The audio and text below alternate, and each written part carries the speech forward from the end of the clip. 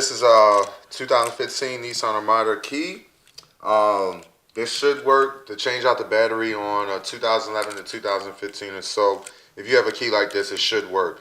So what you're going to do to change out the battery is you're going to pop out the key. And then right here at the top, you're going to put your screwdriver in, a flathead, and you're just going to twist it.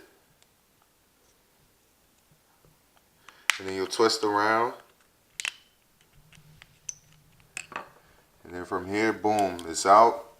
I just changed out this battery the other day, so I'm good. But then you'll take a smaller flathead and then pop out the battery, boom, replace the battery, and then you'll line it up.